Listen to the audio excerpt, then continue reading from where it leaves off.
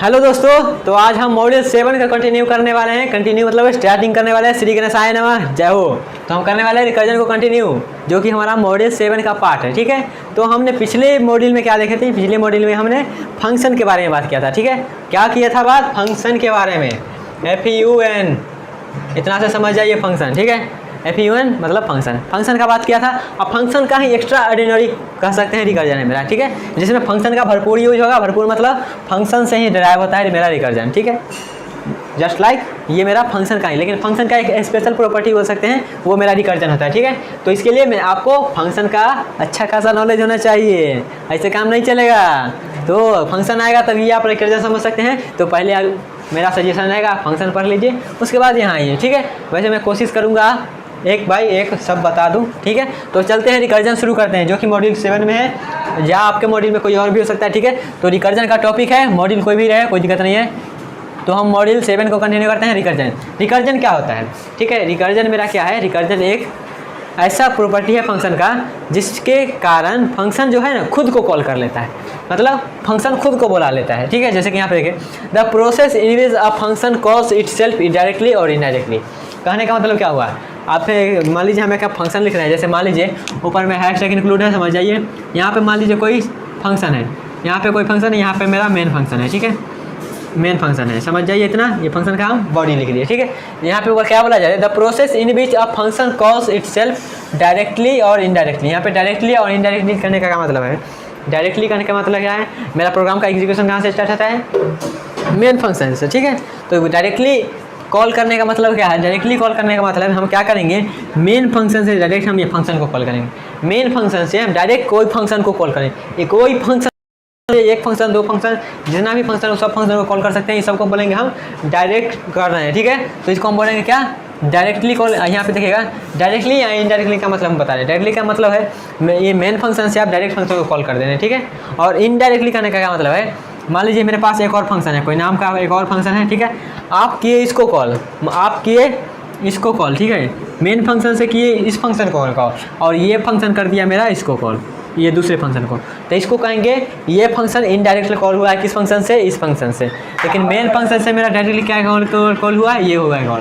तो इसी को हम बोलते हैं इनडायरेक्टली। ठीक है, और यहाँ पे देखिएगा रिकर्जन का यहाँ तो हम आपको डायरेक्टली और इनडायरेक्टली का मतलब बताएं। ठीक है, अब आते हैं हम इटसेल्फ का कहने का मतलब क्या हो? इटसेल्फ का कहने का मतलब, इटसेल्फ कहने का मतलब हुआ अपने आप को। इटसेल्फ कहने का मतलब हुआ अपने आप को। जैसे यहाँ पे क्या कर रहे हैं? यहाँ पे आप मेन फंक्शन में क्या कर रहे हैं? फंक्शन का नाम लिख रहे हैं तब कॉल कर रहे हैं। ठीक है, लेकिन यहाँ पे फंक्शन का जो नाम लिख रहे हैं ना, ये तो कॉल कर दिए। ठीक है, लेकिन रिकर्जन क्या कहता है? रिकर्जन कहता है एक फंक्शन खुद को कॉल कर ले। एक फंक्शन, ये जो कोई फंक्शन है ये खुद को कॉल कर ले।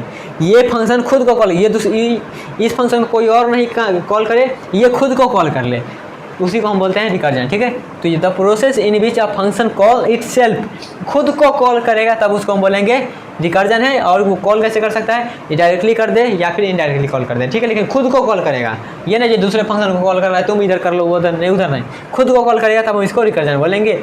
ठीक है, और डायरेक्टली इनडायरेक्टली का मतलब तो बताइए दी। अब हम चलते हैं रिकर्जन सॉल्व करने का स्टेप क्या रहेगा। फंक्शन का भरपूर यूज होगा। ठीक है, फंक्शन पर ही रिकर्जन काम करता है। अब यहाँ पे देखिएगा स्टेप, रिकर्जन को सॉल्व करने का कुछ स्टेप लिखे हैं। पहला स्टेप क्या है? Define a base case. Function या इसका कहने का मतलब क्या है? मान लीजिए कोई फंक्शन खुद को कॉल कर रहा है। ठीक है, कोई फंक्शन जो है वो खुद को कॉल कर रहा है, खुद को कॉल कर रहा है तो वो तो करते रह जाएगा कॉल। यहाँ पे कोई वो फंक्शन को कहीं पे रोकना पड़ेगा ना। जैसे मान लीजिए कोई मेरा हाईवे है। ठीक है, हाईवे पर चला जा रहा है, गाड़ी चला जा रहा है, उसको रोकने के लिए क्या करते हैं? स्पीड पे कर देते हैं। ठीक है, तो उससे क्या होता है? गाड़ी मेरा रुक जाता है। रुक जाता है मतलब स्लो हो जाता है, एक तरह से उसके स्पीड के रिस्पेक्ट में स्लो हो जाता है, मतलब बोल सकते हैं रुक जाता है। वैसे ही क्या करेंगे?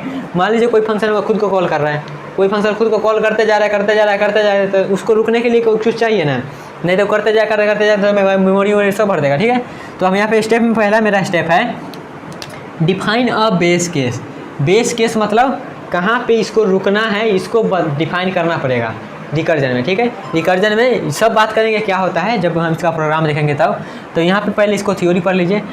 रिकर्जन सॉल्व करने के लिए पहला स्टेप क्या है? एक बेस केस को, जब हम जो फंक्शन को कॉल कर रहे हैं वो फंक्शन मेरा कब तक चलेगा, वो बेस केस को हमको देना जरूरी है। ठीक है, उसके बाद कहता है डिफाइन अ रिकर्जिव केस, मतलब किस केस को हमको बार बार कॉल करवाना है, वो केस को डिफाइन करो। उसके बाद बोला है इंश्योर द रिकर्जन कब टर्मिनेटेड, मेरा रिकर्जन कब टर्मिनेट कर जाए, मेरा रिकर्जन कब खत्म हो जाए वो भी डिफाइन करना जरूरी है, ठीक है। उसके बाद बोला जाता है कंबाइन द सोल्यूशन, उसके बाद सोल्यूशन बना लो उसका, ठीक है। तो ये कुछ स्टेप हैं जो स्टेप हम फॉलो करेंगे जब रिकर्जन का हम प्रोग्राम करेंगे या फिर, ठीक है, और जब इसका एग्जांपल देखेंगे, ठीक है। तो ये मेरा क्या हुआ, रिकर्जन क्या, रिकर्जन वैसा एक प्रॉपर्टी है फंक्शन का जो जिसमें क्या होता है फंक्शन खुद को कॉल कर लेता है, ठीक है।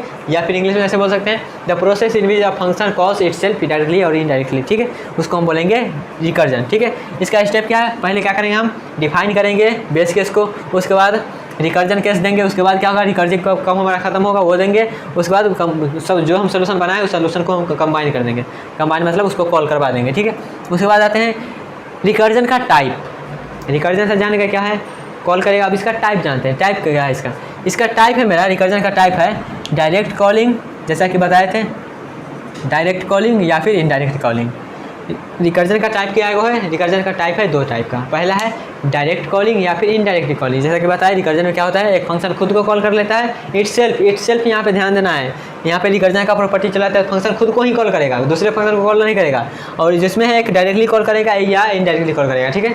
तो उसको अब यहाँ पे देखिएगा टाइप में है डायरेक्टली कॉलिंग, डायरेक्ट और इनडायरेक्ट का मतलब तो बता दिए, ठीक है। उसके बाद आते हैं हम यहाँ पे मेरा डायरेक्ट कॉलिंग जो हो रहा है, डायरेक्ट मतलब मेन फंक्शन जो हमारा कॉल हो रहा है, मेन फंक्शन से जो हमारा कॉल हो रहा है फंक्शन का, वो फंक्शन में भी कुछ टाइप है। पहला है मेरा head recursion, tail recursion, tree recursion, nested recursion, ठीक है।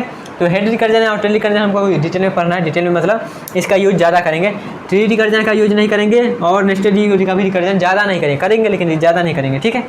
तो मेरा ये वाला ज़्यादा पता चलेगा और ये वाला ज़्यादा, तो इसके बारे में जान लेते हैं क्या है हेड रिकर्जन क्या है। मेरा हेड रिकर्जन क्या है, if a recursive function call itself, ये तो सब रिकर्जन का प्रॉपर्टी है तो ये तो बोलेगा बात है ना। If a recursive function calling itself, खुद को कॉल करेगा तभी रिकर्जन का प्रॉपर्टी फॉलो होगा, and that recursive call is the first statement in the function. जैसे कि मान लीजिए यहाँ पे फिर से हम यहाँ पे मान लीजिए हैशटैग लिखा हुआ है, ठीक है, इंक्लूड, ठीक है। यहाँ पे मान लीजिए कोई एक ए नाम का कोई फंक्शन बनाया है, ए नाम का कोई फंक्शन बनाया है, ठीक है। यहाँ पे मान लीजिए बी नाम का कोई फंक्शन है, यहाँ पे मान लीजिए मेरा मेन फंक्शन है, ठीक है। यहाँ पे मान लीजिए हम ए को कॉल कर रहे हैं, ए को कॉल किए तो क्या होगा, यहाँ पे क्या बोला जाए हेड रिकर्जन किसको बोलते हैं वो बता रहे हैं, ठीक है। हेड रिकर्जन बस वहाँ पे एग्जांपल ले रहे हैं, head recursion is a recursive property that एक फंक्शन खुद को कॉल करेगा, ठीक है, and that recursive function call is the first statement, ठीक है। यहाँ पे मान लीजिए हमारा फंक्शन ए कॉल हुआ तो कहाँ जाएगा मेरा, यहाँ पे आएगा, तो इसको ये मेरा हेड रिकर्जन करने का मतलब क्या है, हेड रिकर्जन करने का मतलब हुआ कोई स्टेटमेंट ई फंक्शन में आए, ठीक, इस फंक्शन में मेरा फिर से कॉल हो जाना चाहिए, ये मेरा सबसे पहले कॉल हो जाए, मतलब इससे कॉल होने से पहले मेरा कोई स्टेटमेंट नहीं चलना चाहिए।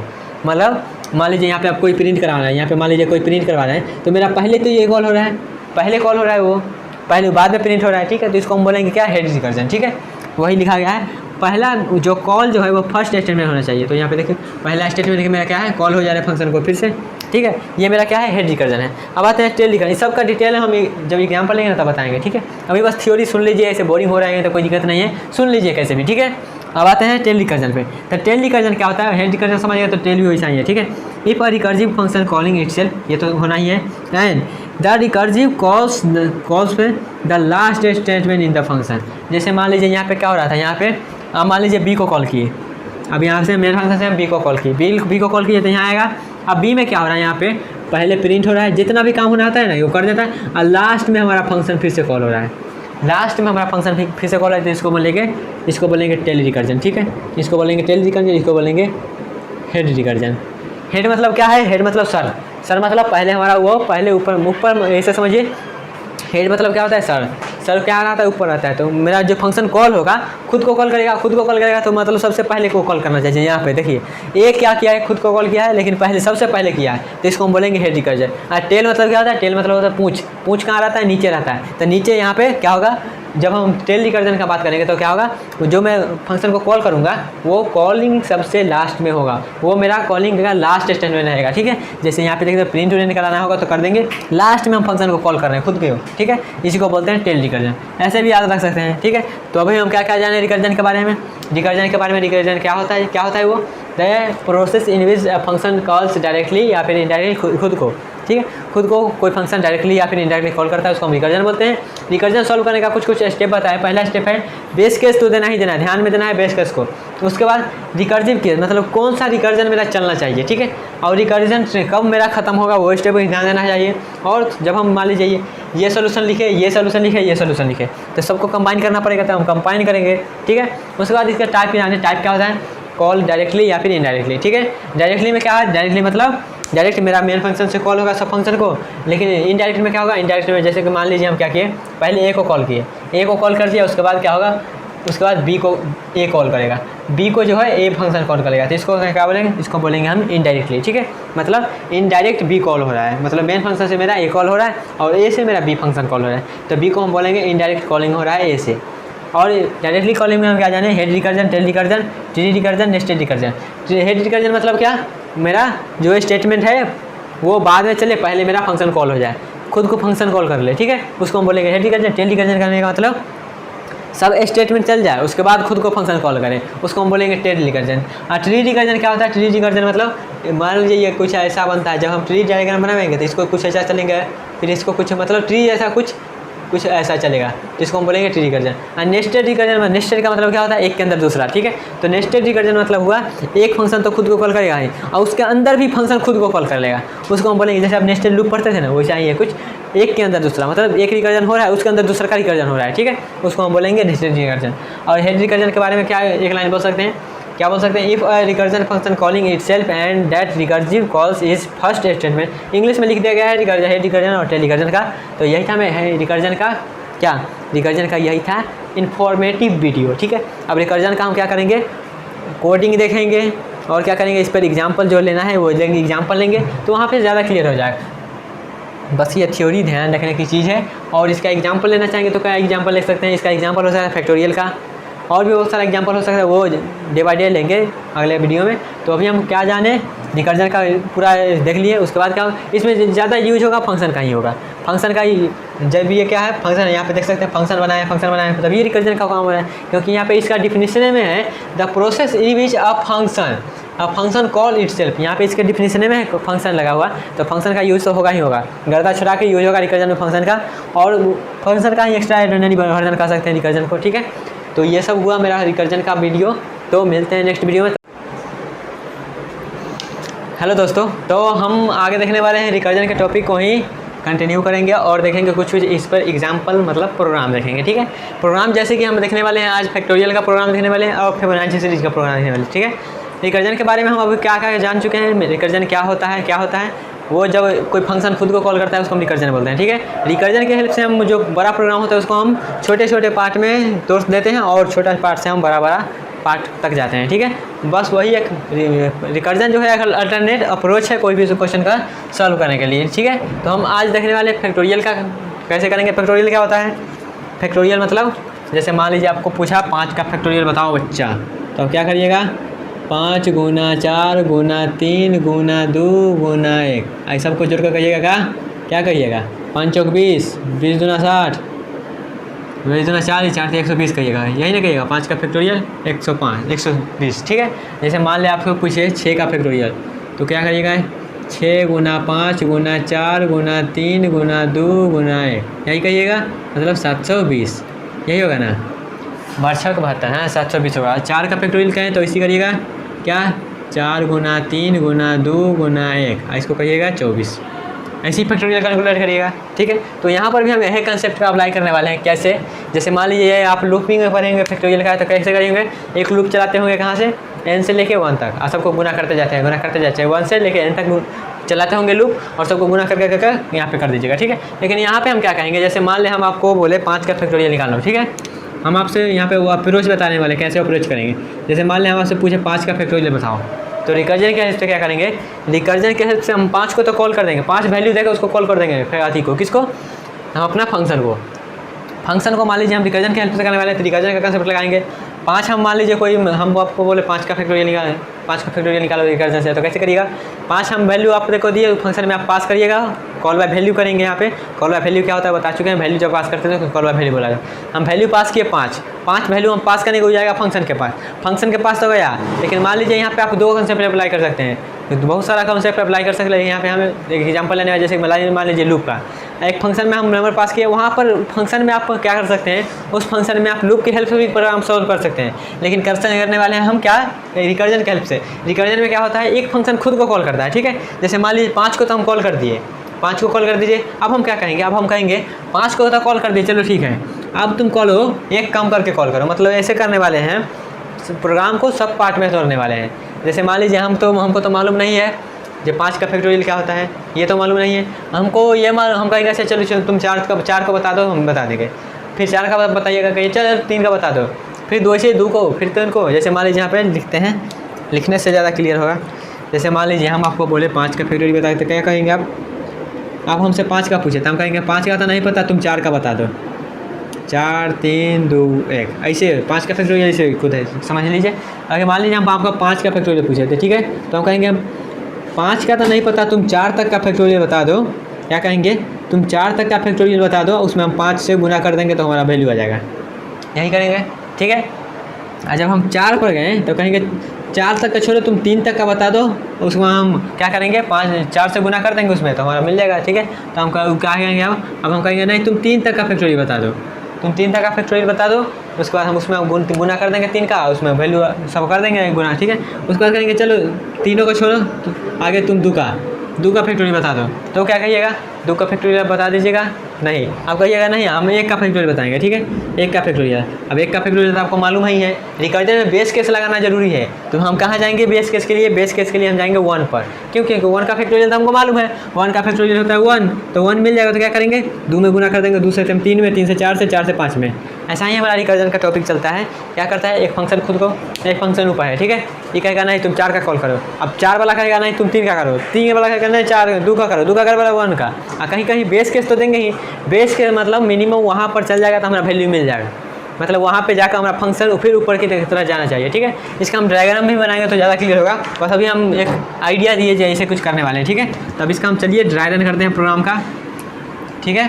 तो देखिए फैक्टोरियल का प्रोग्राम में क्या करेंगे, फैक्टोरियल क्या होता है मालूम चल गया, 1 गुना से को 1 तक गुना करते जाएंगे फैक्टोरियल निकल जाता है। तो हम क्या करेंगे, सबसे पहले हैशटैग इंक्लूड तो लगाएंगे क्योंकि यही सी प्रोग्राम का हेडर फाइल है, ये नहीं लगाएंगे तो काम ही नहीं होगा। उसके बाद हम क्या करने वाले, फंक्शन रिकर्जन क्या है, रिकर्जन क्या है, एक फंक्शन का बोल सकते हैं अल्टरनेट अप्रोच है, ठीक है। तो इसमें क्या करेंगे, फंक्शन को तो डिफाइन करना पड़ेगा, तो हम करेंगे फंक्शन का डिफाइन करेंगे। इंट फैक्टोरियल का बनाने वाले, जैसे हम वेरिएबल का नाम दिया फैक्टोरियल, इसमें हम वैल्यू यहाँ पे कर, ये बताइए कौन सा फंक्शन है।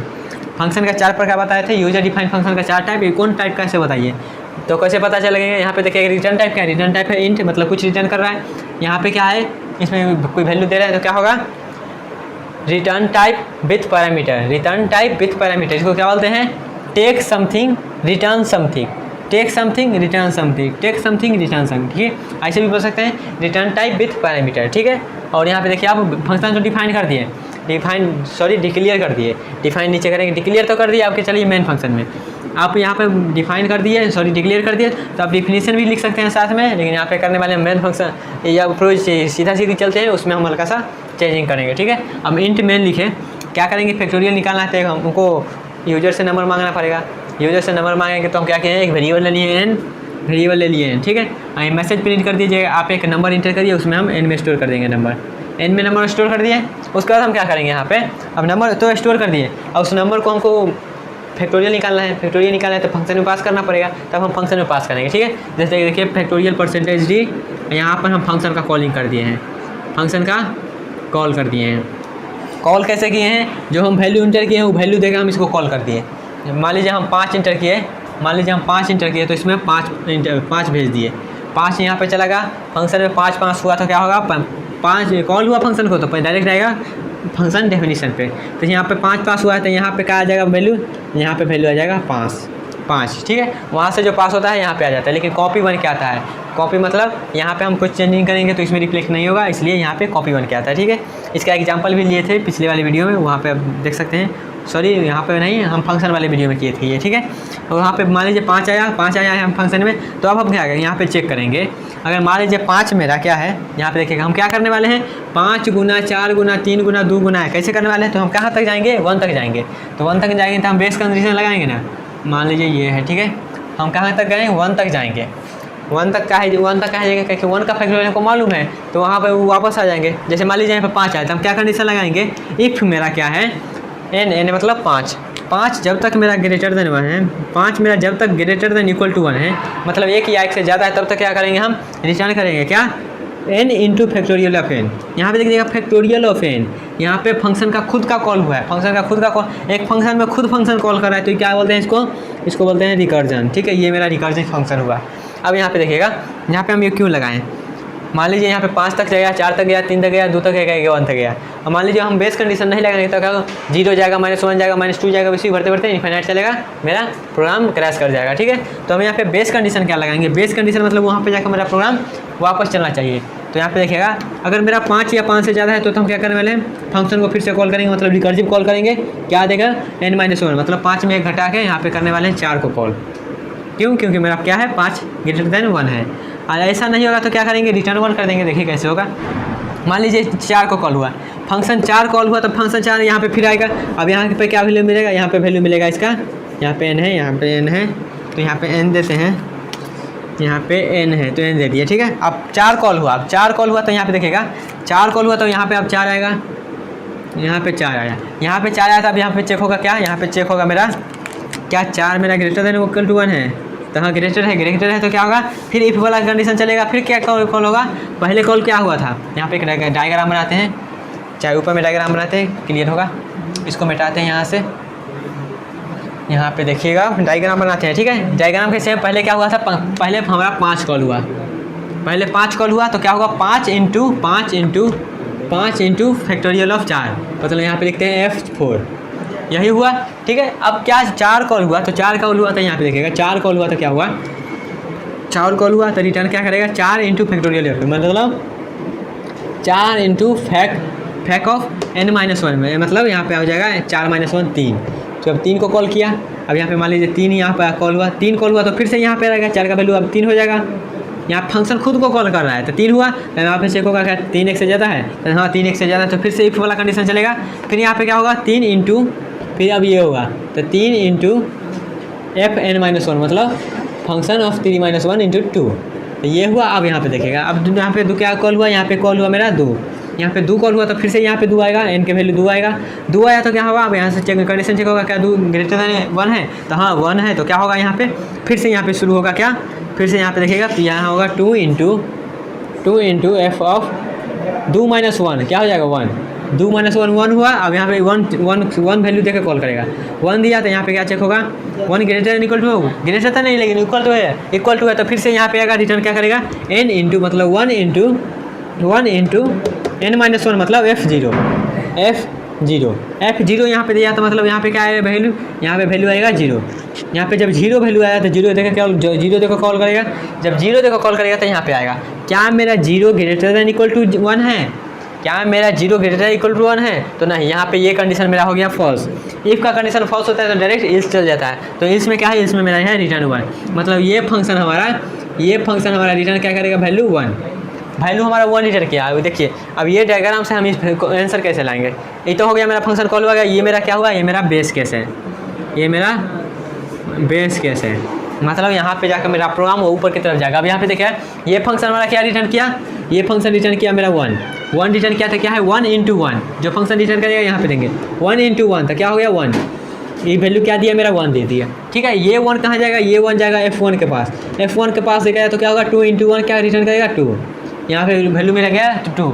अब ये 2 मिलेगा F2 को, F2 के पास जाएगा तो यहाँ पे क्या हो जाएगा 3 इंटू 2 क्या हो जाएगा 6 हो गया। अब ये 6 मिलेगा F3 को, 6 मिलेगा तो क्या करेगा यहाँ पे 4 इंटू 6, मतलब 24 हो गया। अब यहाँ पे ये 24 मिलेगा F4 को, F को मिल गया तो ये क्या है 5 इंटू 24, मतलब 120। हमारा वैल्यू कितना मिलना चाहिए था, यही फैक्टोरियल 5 का वैल्यू तो यही होता है 5 फैक्टोरियल 120। तो ये मेरा आंसर क्या आ जाएगा, ये फंक्शन जो रिटर्न करके देगा, ये फंक्शन क्या रिटर्न करेगा, यहाँ पे मिलेगा 120, 120 यहाँ को प्रिंट कर देगा। ठीक है। तो ऐसे ही मेरा प्रोग्राम चलेगा कैसे का फैक्टोरियल का, कैसे कैसे ये डायग्राम रहा पता चला, ठीक है। नहीं पता चलेगा तो इसमें भी करेंगे तो पता चल जाएगा, ठीक है। तो ये क्या कि हम डायरेक्ट यहाँ पे देखिएगा, ये मेरा फंक्शन रिकर्सिव फंक्शन है। क्या है ये मेरा रिकर्जन कॉल है, रिकर्सिव कॉल है, ठीक है। क्यों? क्योंकि देखिएगा नाम सेम है फंक्शन का, ये फंक्शन खुद को कॉल कर रहा है एक एक वैल्यू घटा के, ठीक है। तो इसी को हम बोलते हैं रिकर्जन फंक्शन का प्रोग्राम, ठीक है। यहाँ पे देखिएगा जैसे ही मेरा ये निकल गया था वैसे ही निकला, ठीक है। क्लियर हो ही गया होगा। अब चलते हैं फिबोनाची सीरीज पे। फिबोनाची ये अगर मान लीजिए डायग्राम को क्लियर नहीं हुआ तो इसमें हम करेंगे तो ये क्लियर हो जाएगा। यहाँ पे ये देख लीजिएगा कैसे कैसे हम प्रोसीजर किए। पहले हम क्या होता है, पहले हम प्रोसीजर बताएं जो कैसे हम सोचेंगे, उसके बाद हम उसका प्रोग्राम बताएं, उसके बाद हम उसका डायग्राम बना के उसको एक्सप्लेन किए, ठीक है। तो अब चलते हैं फिबोनाची सीरीज पे। फिबोनाची सीरीज क्या होता है? फिबोनाची सीरीज के लिए भी हम यहाँ पे प्रोग्राम नहीं मिटाएंगे, प्रोग्राम रहने देते हैं। बस यहाँ पे ये हल्का सा मिटा देते हैं ताकि डायग्राम बनाने में क्लियर हो, ठीक है। अब आते हैं फिबोनाची सीरीज पे। फिबोनाची सीरीज क्या होता है? फिबोनाची सीरीज एक मैथमेटिकल सीरीज है जो कि मान लीजिए हम मान लेते हैं क्या किए, मान लेते हैं हम 5 आपको इंटर किए, मान लीजिए 5 हम अपर लिमिट हमको 5 तक का फिबोनाची सीरीज पे निकलना है। तो क्या करेंगे हम यहाँ पे पहले लिखेंगे हम 0 से भी शुरू होता है, 1 से भी शुरू होता है, 0 1 1। ये इसमें क्या होता है देखिएगा, इसमें ऐसा सीरीज है ना, ये सीरीज होता है ना, वो पिछले 2 टर्म का सम होता है। जैसे कि मान लीजिए हम 0 1 लिखे, 0 1 लिखे, ये 2 टर्म हो गया। अब ये 2 टर्म का जोड़ के आगे लिखे, तो ये दोनों को जोड़ेंगे तो क्या हो जाएगा 1 1 हुआ। अब ये दोनों को जोड़िएगा तो क्या हो जाएगा 2 हो जाएगा। अब अगला 2 को जोड़िए तो क्या होगा 3 होगा। अब अगला 2 को जोड़िए तो 5, अगला 2 को तो 8, अगला 2 को 13। ऐसे ही यही मेरा क्या है फिबोनाची सीरीज है। फिबोनाची सीरीज का ऐसा सीरीज है जो पिछले 2 टर्म का जोड़ने से आगे वाला टर्म आता है, ठीक है। जैसे मान लीजिए हम 0 1 हमको फिक्स करेंगे तो यहाँ पे देखिएगा मेरा प्रोग्राम कहाँ आके स्टक करना है, रुकना चाहिए। तो मेरा 0 1 पे आकर रुकना चाहिए, मतलब 0 या फिर 1 हमको मिल जाएगा तो हम कहेंगे इसका फिबोनाची सीरीज का वैल्यू 0 होता है या फिर 1 होता है, ठीक है। तो ऐसे हम करने वाले हैं। तो मेरा बेस केस क्या होगा फिबोनाची सीरीज में? मेरा बेस केस होना चाहिए क्या 0 या फिर 1 पे, मतलब सबसे छोटा पार्ट, प्रोग्राम का सबसे छोटा पार्ट कहेंगे, मतलब रिजल्ट का सबसे छोटा पार्ट होता है, वही मेरा बेस केस मान लेते हैं मैक्सिमम केस में, ठीक है। जैसे ये फैक्टोरियल में क्या किए थे, फैक्टोरियल में 1 का फैक्टोरियल हमको मालूम था, मतलब छोटा सबसे वही है, तो वही चीज़ को हम बेस केस माने थे, ठीक है। तो ये फालतू मालूम चला। अब चलिए इसको हम एक्सप्लेन कैसे करेंगे, ठीक है। जैसे मान लीजिए हमको 0 का निकालना है फिबोनाची सीरीज, तो क्या करेंगे 0 का तो 0 होता है, मतलब हमको होता है ना nth टर्म, मतलब हमको एक ही नंबर चाहिए फिबोनाची सीरीज का। तो क्या करेंगे वो बता देंगे हाँ 0 है ले लो। हमारे जैसे हम बोले आपको 2 टर्म हमको चाहिए फिबोनाची सीरीज का, तो क्या करेंगे, तो हम कहेंगे पहले 0 करो उसके बाद 1 करो। जैसे मान लेते हैं, मान लीजिए हम आपको इंटर किए 5 छोड़िए, पहले इंटर करते हैं 1, मतलब हमको एक फिबोनाची सीरीज बताओ। तो एक फिबोनाची सीरीज क्या है 0, ठीक है। उसके बाद हम कहेंगे नहीं दो सीरीज बताओ, 2 मतलब हमको 2 फिबोनाची सीरीज चाहिए। तो क्या कहेंगे पहले आप 1 पहले बता दीजिए, उसके बाद हम दूसरा बताएंगे। पहले दूसरा मान लीजिए हम 2 इंटर किए, मतलब 2 फिबोनाची सीरीज चाहिए, तो हम क्या कहेंगे नहीं पहले हम 0 वाला बताते हैं, उसके बाद अगला बताएंगे। तो अगला क्या है मेरा 1 है, ठीक है। मान लेते हैं हम आपको बोले 3 फिबोनाची सीरीज बताओ, तो क्या करेंगे पहले हम कहेंगे पहला बताते हैं, उसके बाद दूसरा, उसके बाद तीसरा। तो हम क्या कहेंगे तीसरा क्या होता है मेरा, पहले क्या है मेरा 0, उसके बाद 1, उसके बाद 1, ऐसे ही है, ठीक है। तो हम कुछ ऐसा ही करने वाले हैं प्रोग्राम में, देखिएगा प्रोग्राम क्या कर रहे हैं, ठीक है। मान लीजिए हम इंटर किए 5, तो क्या कहेंगे 5 इंटर किए, मान लेते हैं हम 5 इंटर किए, ठीक है। 5 इंटर किए मतलब 5 को हमको फिबोनाची सीरीज चाहिए, तो हम क्या करेंगे 5 तक तो हमको मतलब नहीं मालूम, आप हमको 4 तक बता दीजिए, हम बता देंगे, ठीक है। मतलब ये कहा है, ये बोला 4 तक बताओ, ठीक है। 4 बोलेगा हमको 3 तक बताओ, 3 बोलेगा हमको 2 तक बताओ, 2 बोलेगा हमको 1 तक बताओ, 1 बोलेगा हमको 0। तो हमको तो 0 का मालूम है, 0 और 1 का हमको मालूम है, क्या है इसका 0 है और इसका 1 है, ठीक है। अब अगला 2 टर्म का जोड़ दीजिए तो क्या हो जाएगा, ये दोनों को जोड़ेंगे तो क्या हो जाएगा, ये दोनों को जोड़ेंगे तो मेरा 1 हो जाएगा, और ये दोनों को जोड़ेंगे मेरा क्या हो जाएगा 2 3 5। तो यही मेरा फिबोनाची सीरीज हुआ। प्रॉब्लम बड़ा था, मतलब 5 को हमको पूछ रहा था, हम कहें नहीं 5 को नहीं छोड़ो, तुम 4 तक बताओ, 4 वाला हमको 3 तक बताओ, 3 वाला हमको 2 तक बताओ, 2 वाला हमको 1 तक, 1 वाला 0 तक। तो वही 0 तक हमको कहीं तक रुकेगा ना, कोई तो बताएगा ना, ऐसा नहीं ना सबका वेटे करता जाएगा, कोई तो बताएगा तो वही बताना क्या होगा, जो जिसके लिए वेट कर रहा है जो वो बता देगा तो हम बता देंगे, उसी को हम बोलते हैं बेस केस, ठीक है। जैसे यहाँ पे 0 1 क्या हो गया मेरा, उसका वेट कर रहा है, जो 0 1 बता देगा तो हम सब बता देंगे। तो यही मेरा हो गया बेस केस। तो ठीक है, चलते हैं प्रोग्राम पे, देखिएगा क्या है प्रोग्राम मेरा कुछ ऐसा है, हैशटैग इंक्लूड तो लगाएंगे, बस यहाँ आपको जब छापिएगा इसलिए हम यहाँ पे लिख दिए हैं सब कुछ। उसके बाद क्या किया है, हमको फिबोनाची सीरीज का बनाना है प्रोग्राम, तो क्या करेंगे, वो भी हमको बनाना है फंक्शन से। तो क्या करेंगे हम यहाँ पे फंक्शन तो बनाएंगे ना, फंक्शन मतलब रिकर्जन भी एक तरह का फंक्शन है जो खुद को कॉल करता है। तो हम क्या किए हैं यहाँ पे देखिएगा, ये कौन सा फंक्शन है, इंट, और इंट क्या है, रिटर्न टाइप विथ पैरामीटर, ठीक है। जैसे मान लीजिए यहाँ पे क्या है, टेक समथिंग रिटर्न समथिंग, ये मेरा फिबोनाची सीरीज का फंक्शन बना लिया जिसका नाम दे दिए फिबोनाची, नाम दे दिए, वेरिएबल नाम है, कुछ भी दे सकते हैं, ठीक है। इसमें हम वैल्यू एक पास करेंगे नम नाम का, ठीक है। और उसमें बाद उसके बाद हम चलते हैं मेन फंक्शन में। फंक्शन का डेफिनेशन भी है, डिक्लेरेशन भी है। इसमें क्या था, फंक्शन का डिक्लेरेशन अलग था, डिफिनीशन अलग था, लेकिन हम यहाँ पे बोले थे ना अलग इस टाइप, इसमें हम अलग टाइप का लिखेंगे। अलग टाइप का लिखने का तरीका मकसद यही है ताकि आपको सब रंग का वैरायटी आ सके, ठीक है। इसलिए हम यहाँ पे क्या किया, फंक्शन का डिफिनीशन और डिक्लेरेशन एक साथ लिख दिए हैं। अब मान लीजिए फंक्शन का डिफिनीशन हम यहाँ पे लिखे हैं, तो ऐसा नहीं हो सकता है मेन फंक्शन के हम नीचे लिखे डिफिनीशन। अगर मेन फंक्शन के आप नीचे लिखते हैं इसको डिफिनीशन को, तो आपको डिक्लेरेशन करना मस्ट है, डिक्लेरेशन करना मस्ट है। अगर आप डिक्लेरेशन नहीं करते हैं और डेफिनेशन आप डायरेक्ट मेन फंक्शन के नीचे लिखते हैं तो हम लोग इधर आएगा, ठीक है। जैसे यहाँ पे मान लीजिए हम यहाँ पे क्या किए हैं, मेन फंक्शन ऊपर है मेरा, फैक्टोरियल नीचे है, कोई इधर नहीं आएगा, ठीक है।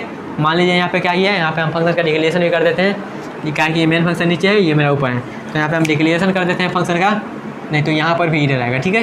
क्यों आएगा, क्योंकि यहाँ पे हमको मेन फंक्शन प्रोग्राम का एग्जीक्यूशन आता है, प्रोग्राम का एग्जीक्यूशन होता है मेरा मेन फंक्शन, ठीक है। जैसे मान लीजिए यहाँ पे प्रोग्राम का एग्जीक्यूशन सब कुछ चला, यहाँ पे आएगा फिबोनाची आई, तो इसको मालूम है नहीं फिबोनाची आई है क्या है, ये ऊपर में लिखा गया है उससे मतलब नहीं है। प्रोग्राम का एग्जीक्यूशन होता है मेरा मेन फंक्शन से, तो हमको मालूम ही नहीं है फिबोनाची ये क्या है, तो ये तो इधर देगा ही देगा, ठीक है। तो हमको ये मेन फंक्शन को मालूम चले फिबोनाची क्या है, उसके लिए हम यहाँ पे डिक्लेरेशन कर देते हैं। आप ये हैशटैग इंक्लूड के नीचे लिखिएगा, ठीक है। जैसे मान लीजिए हम डिक्लेरेशन कर देते हैं इंट फिबोनाची इंट नम, ये मेरा क्या हो गया, फंक्शन का डिक्लेरेशन हो गया, सेमीकोलन लगा दिए, ठीक है। अब यहाँ पे कोई एरर नहीं आएगा, सब स्मूथली चलेगा, ठीक है। मेन फंक्शन में आया था क्या होगा, हमको फिबोनाची सीरीज जहाँ तक प्रिंट करना है वहाँ तक हमको बताना पड़ेगा ना, जी यहाँ तक 10 तक करो, 20 तक करो, 1 तक करो, 2 तक करो, बताना पड़ेगा। तो हमको वैल्यू देना पड़ेगा, वैल्यू देने के लिए स्टोर करने के लिए क्या वेरिएबल चाहिए, तो हम क्या किए हैं, एक वेरिएबल ले लिए हैं एन नाम का वेरिएबल, जो कि वैल्यू को स्टोर करेगा, ठीक है। उसके बाद हम प्रिंट करवाए हैं, मैसेज दिए हैं इंटर अपर लिमिट, मतलब जहाँ तक आप प्रिंट करना चाहते हैं फिबोनाची सीरीज का वो वैल्यू इंटर करें, और वो वैल्यू जो इंटर करेगा उसको हम एन में स्टोर कर देंगे। इसलिए तो हम एन को डिक्लेयर किए हैं, ठीक है। एन में स्टोर कर देंगे। उसके बाद क्या, मान लीजिए हम 5 इंटर किए, 5 इंटर किए तो हम क्या करेंगे, 5 इंटर किए तो हमको फिबोनाची सीरीज 5 तक चाहिए ना, तब हम क्या करेंगे यहाँ पे, एक तो आपका हम लूप से भी कर सकते हैं, लूप से मान लीजिए आप लूप से यूज़ से भी फिबोनाची सीरीज को प्रिंट कर सकते हैं, ठीक है। लेकिन हम यहाँ करने वाले हैं लूप का यूज और अपना फिबोनाची सीरीज जो कि हम करेंगे क्या, रिकर्जन से, ठीक है। लूप और रिकर्जन का हेल्प लेने वाले हैं, ठीक है। रिकर्जन क्या होता है, जो फंक्शन खुद को कॉल करता है, ठीक है। तो यहाँ पे देखिएगा हम क्या करेंगे, यहाँ पे जैसे मान लीजिए हम क्या करेंगे, पहले हम 0 का करेंगे, मान लीजिए 5 तो हम इंटर कर दिए, ठीक है। 5 इंटर कर दिए तो क्या करेंगे, पहला फिबोनाची सीरीज हम प्रिंट करेंगे, पहला फिबोनाची सीरीज हम प्रिंट करेंगे, फिर हम दूसरा फिबोनाची सीरीज प्रिंट करेंगे, फिर तीसरा करेंगे, फिर चौथा करेंगे, फिर 5वां करेंगे। ऐसे हम प्रिंट करने वाले फिबोनाची सीरीज को, ठीक है। तो यहाँ पे देखिएगा, मतलब एक काम को हम लगातार क्या कर रहे हैं, फिबोनाची सीरीज को प्रिंट करने का काम कर रहे हैं। तो क्या करेंगे हम यहाँ पे, क्या करेंगे, लूप का यूज लेंगे। क्यों, क्योंकि हम एक ही काम को बार बार कर रहे हैं, एक ही काम को हम बार बार कर रहे हैं, तो हम यहाँ पे लूपिंग का यूज लेंगे, ठीक है। जैसे यहाँ पे क्या किए हम, फॉर इंट इक्वल टू 0 से, क्योंकि फिबोनाची सीरीज मेरा 0 से शुरू होता है, कहाँ तक जाएगा, एन तक जाएगा, i++ होगा, ठीक है। i++ जाएगा, और उसके बाद हम यहाँ पे फिबोनाची सीरीज को कॉल कर दें, ये हम फंक्शन रिटर्न करके देगा, उसको प्रिंट कर देंगे, ठीक है। जैसे यहाँ पे कॉमा लगेगा ही, उसके बाद देखिएगा यहाँ पे क्या कॉल हुआ, पहले यहाँ पे कॉलिंग किए हैं, यहाँ पे हम कॉलिंग किए हैं, ठीक है। फिबोनाची यहाँ आई का वैल्यू क्या है, आई का वैल्यू 0 है, तो यहाँ पे क्या कॉल होगा, यहाँ पे कॉल होगा मेरा पहले 0, फिबोनाची 0 कॉल हुआ, 0 कॉल हुआ तो क्या वैल्यू पास हुआ, 0, तो 0 पास हुआ तो यहाँ पर वैल्यू क्या आएगा, वैल्यू आएगा 0, नम के पास वैल्यू आया 0, ठीक है।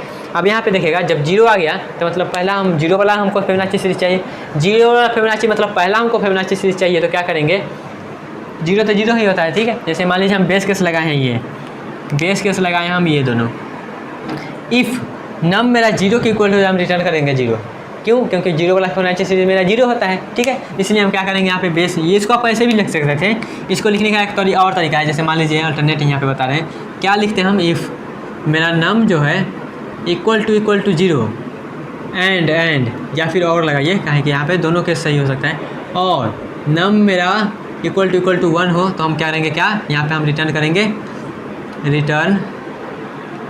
क्या एन को, सॉरी नम को, क्यों? क्योंकि यहाँ पे देखिए जीरो पे जीरो जा रहा है, 1 पे 1 जा रहा है, इसलिए हम इसको ऐसे भी लिख सकते हैं अल्टरनेट अप्रोच से। ठीक है, इसको कमेंट कर देते हैं, दोनों लाइन को ऐसे लिख सकते हैं। ठीक है, मतलब लाइन कम करने के लिए ऐसे लिख सकते हैं। ठीक है, ये मेरा बेस केस हो गया। ठीक है, उसके बाद यहाँ पे देखिएगा यहाँ पे क्या कॉल हुआ, यहाँ पे जीरो कॉल हुआ। जीरो कॉल हुआ तो आएगा कंडीशन चेक करेगा क्या नम मेरा जीरो के इक्वल है, तो हाँ जीरो के इक्वल है, क्या रिटर्न करेगा जीरो।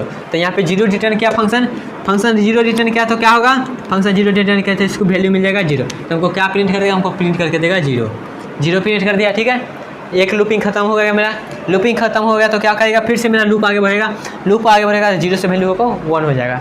वैल्यू 1 हो गया, वैल्यू 1 हो गया तो 1 हुआ तो फिर से 1 कॉल होगा अब यहाँ पे, तो 1 कॉल किया। 1 कॉल किया तो यहाँ पे देखिएगा क्या होगा, 1 कॉल किया तो यहाँ पे देखिए क्या होगा, यहाँ पे 1 रिटर्न किया तो यहाँ पे 1 हुआ तो यहाँ पे फिर से चेक होगा क्या मेरा जीरो के इक्वल है, तो नहीं जीरो के तो नहीं, एल्स इफ नम मेरा 1 के इक्वल है, हाँ 1 के इक्वल है, 1 के इक्वल है तो क्या होगा रिटर्न करेगा 1 को। और 1 रिटर्न किया तो यहाँ पे प्रिंट क्या होगा, प्रिंट होगा मेरा 1 प्रिंट हो गया। ठीक है, फिर से मेरा क्या होगा, एल्स इफ एक मेरा रिटर्न कर गया तो प्रोग्राम मेरा खत्म। यहाँ पे फिर से अब लूपिंग आएगा मेरा, लूप आएगा मेरा तो क्या होगा 1 से हो जाएगा मेरा 2, 1 से मेरा हो गया 2। अब 2 कॉल हुआ, फिबोनाची 2 कॉल हुआ तो यहाँ पे वैल्यू आएगा क्या, वैल्यू आएगा 2, वैल्यू आया 2 तो क्या होगा, फिर से चेक होगा इफ़ मेरा नम क्या है, नम जीरो के इक्वल है नहीं है, इफ़ मेरा नम 1 के इक्वल है नहीं है, एल्स जब इफ़ नहीं चला, एल्स इफ नहीं चला तो डायरेक्ट एल्स चलेगा। एल्स में क्या है, इसमें हम लिखे हैं Fibonacci of n-1 plus Fibonacci of n-2।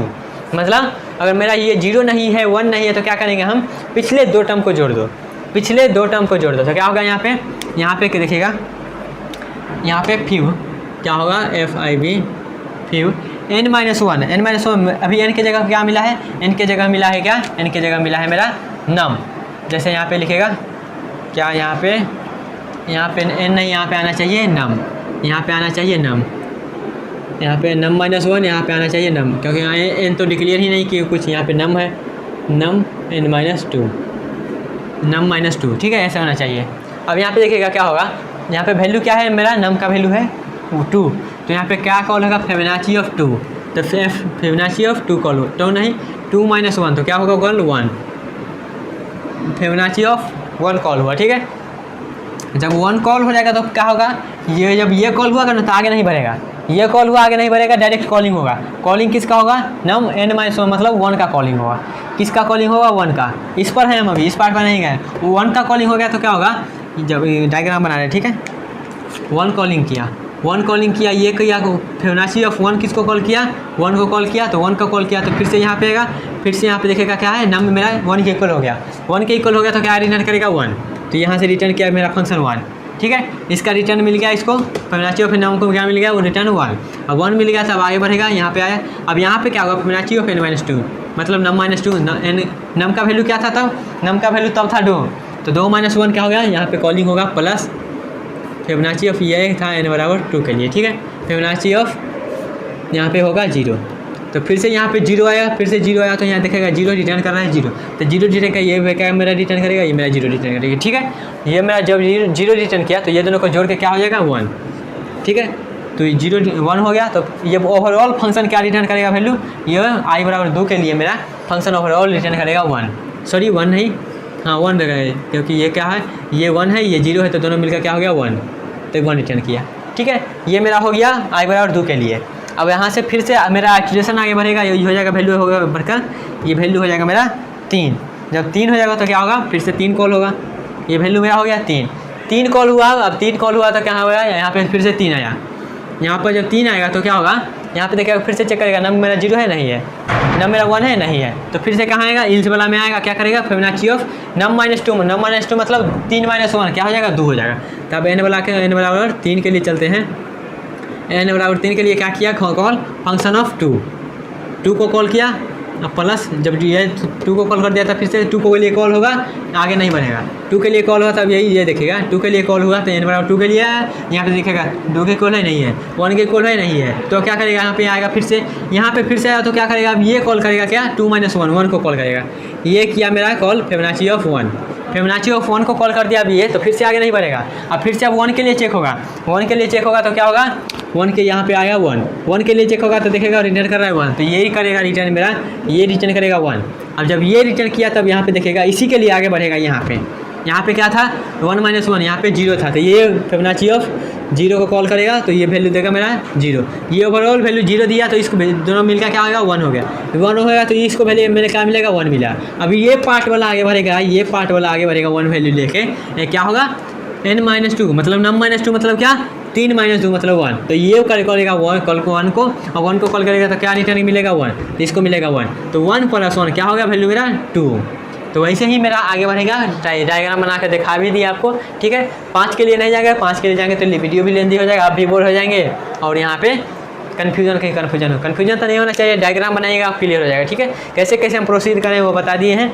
तो यही था मेरा क्या, फिबोनाची सीरीज और फैक्टोरियल का प्रोग्राम। आपको क्लियर हो ही गया होगा फिबोनाची और फैक्टोरियल का प्रोग्राम, ठीक है। नहीं हुआ तो फिर से देख सकते हैं, या फिर खुद से आप कोडिंग करके देखिएगा ना, कैसे कैसे प्रोसीड किए हैं वो देखिए, तो आपको क्लियर हो जाएगा, ठीक है। तो आज के लिए इतना ही, मिलते हैं नेक्स्ट वीडियो में। हेलो गाइस, तो आज हम देखने वाले हैं अपने रिकर्जन के टॉपिक को आगे बढ़ाते हैं, और इसमें हम देखने वाले हैं फिर से दो प्रोग्राम जो कि हमारा रिकर्जन टॉपिक को और बिल्ड करेगा। जैसे कि मान लीजिए पिछले वीडियो में हमने क्या देखा था, पिछले वीडियो में हमने दो प्रोग्राम देखा था। पहला प्रोग्राम था फैक्टोरियल का, और दूसरा प्रोग्राम था किसका, दूसरा था मेरा फिबोनाची सीरीज का, ठीक है। और उससे पहले क्या देखे थे, उससे पहले मैंने रिकर्जन का पूरा बेसिक बता दिया था। तो आज हम करने वाले हैं reverse of string and GCD using recursion, ठीक है। तो आते हैं अपने टॉपिक पे। मेरा टॉपिक क्या है, रिवर्स स्ट्रिंग। एकाएक सब प्रोग्राम देखेंगे ना, दोनों एक बार से देख लेंगे।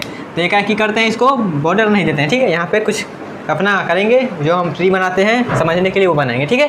तो अब आते हैं अपने टॉपिक पे, रिवर्स स्ट्रिंग। स्ट्रिंग मतलब क्या, स्ट्रिंग मतलब सेट ऑफ कैरेक्टर, ठीक है। सेट ऑफ कैरेक्टर मतलब करने का मतलब क्या हुआ, सेट ऑफ कैरेक्टर। जैसे मान लीजिए आप ए लिखते हैं तो ये क्या हुआ, कैरेक्टर हुआ।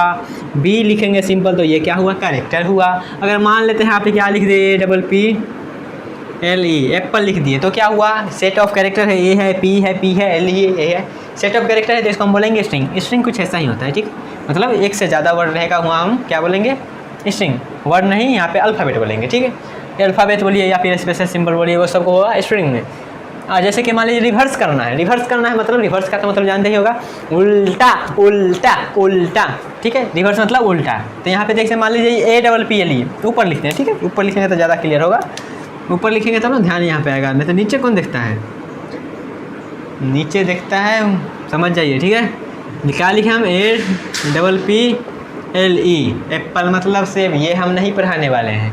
यहाँ पे एप्पल क्या है, ये एक स्ट्रिंग है, ये स्ट्रिंग है। तो क्या करेंगे, स्ट्रिंग को उल्टा करना है। क्या है मेरा टॉपिक, रिवर्स स्ट्रिंग।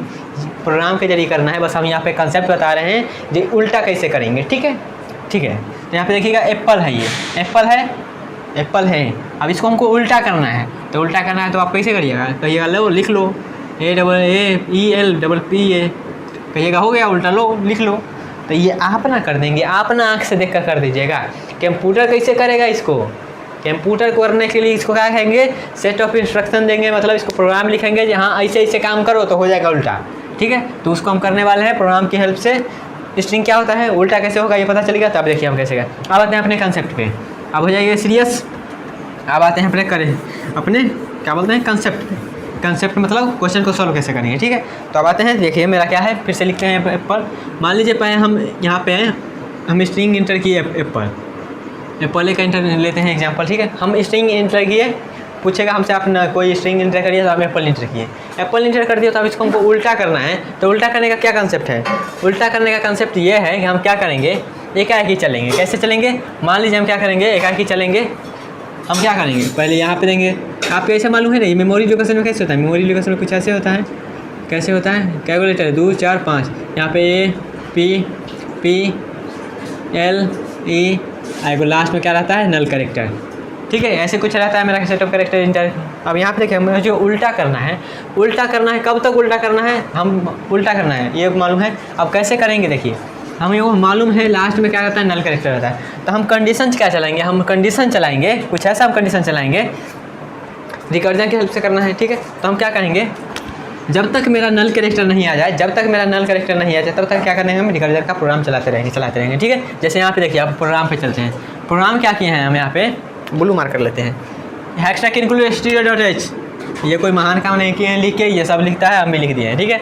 उसके बाद क्या किए हैं हम यहाँ पे, void रिवर्स कैर str। अब यहाँ पे देखिएगा हम लिखे स्टार str लिखे हैं, इसका मतलब क्यों लिखे हैं ये पता चल जाएगा, नीचे आएंगे तब। लेकिन यहाँ पे अभी पता बस देखिए यहाँ पे क्या स्टार STR मतलब पॉइंटर एक हम कैरेक्टर लिए हैं। किसका पॉइंटर लिए हैं? कैरेक्टर का पॉइंटर, ठीक है। जैसे यहाँ पे देखिए क्या क्या लिखे हैं, यहाँ पे हम क्या किए हैं, फंक्शन का डिक्लेरेशन और डिफिनीशन साथ में लिख दिए हैं। उसके बाद ये फंक्शन डिक्लेरेशन मेन फंक्शन पे आते हैं, क्योंकि प्रोग्राम का एग्जीक्यूशन मेन पे शुरू होता है। तो मेन पे आए तो पहले देखेगा क्या है, ए एरे है जिसमें क्या स्टोर हो रहा है, ये स्टोर हो रहा है, ठीक है। तो ये स्टोर हो जाए तो कर दे, एक एरे बना देते हैं, एक एरे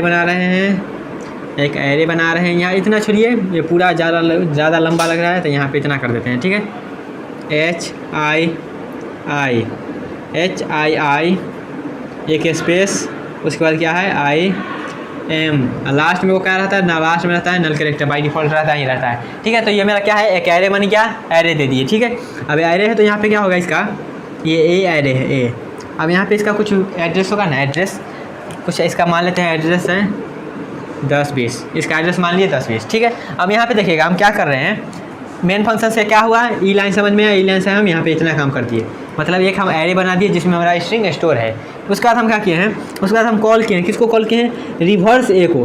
अब ए यहाँ पे क्या है, ए मेरा क्या है, ए मेरा एरे का नाम है। आप और एरे के कंसेप्ट में हम बताए थे आपको, क्या एरे का जो नाम होता है ना, उसका बेस एड्रेस को डिनोट करता है, ठीक है। एरे का नाम क्या होता है, उसका बेस एड्रेस को डिनोट करता है। तो यहाँ पे ए क्या है, ए मेरा एरे का नाम है, ये मेरा एरे का नाम है। तो हम कॉल किसको कर रहे हैं, ए से, मतलब एक तरह से हम बोल सकते हैं इसका एड्रेस इसमें पास कर रहे हैं, ए पास कर रहे हैं, मतलब इसका बेस एड्रेस को हम पास कर रहे हैं, एक तरह से बोल सकते हैं। रिवर्स ए एरे को पास कर रहे हैं, मतलब इसका एरे का नाम लिखे, मतलब एरे का नाम जो होता है उसके बेस एड्रेस को डिनोट करता है, ठीक है। तो हम एक तरह से बोल सकते हैं कि ये एड्रेस को हम पास कर रहे हैं, यहाँ पे एड्रेस को पास कर रहे हैं। और एड्रेस को जब पास करेंगे तो एड्रेस को स्टोर करने के लिए क्या आएगा, तो एड्रेस को स्टोर करने के लिए आएगा पॉइंटर, इसलिए हम यहाँ पे लिए हैं पॉइंटर वेरिएबल। समझ में आया, STR पॉइंटर हम क्यों लिए हैं।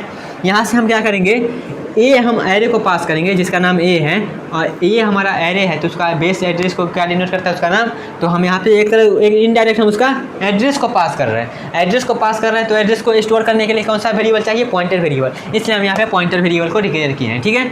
जब यहाँ से क्या हुआ, इसके एड्रेस को डिनोट कर लेगा STR नाम है, इसमें स्टोर हो जाएगा क्या, इसमें स्टोर होगा 10-20 से स्टोर हो गया इसमें, ठीक है। अब यहाँ पे देखिएगा 10-20 स्टोर हो गया, तो इसमें 10-20 में जो एड्रेस में क्या है 10-20 इसमें आ गया। लेकिन इसमें हम जब स्टार लगा दिए, जब इसमें हम स्टार लगा दिए तो क्या होगा, तो कहेगा STR 10-20 पर जो एड्रेस है, 10-20 पर जो वैल्यू है वो वैल्यू को एक्सेस करो, 10-20 पर जो वैल्यू है वो वैल्यू को एक्सेस करो, 10-20 पे जो वैल्यू है उस वैल्यू को एक्सेस करो। तो यहाँ पे देखिएगा, यहाँ से तो ए पास हुआ, मतलब इसका एड्रेस पास हुआ, इसका एड्रेस यहाँ पे पास हुआ, तो एड्रेस यहाँ पे स्टोर हो गया, ठीक है।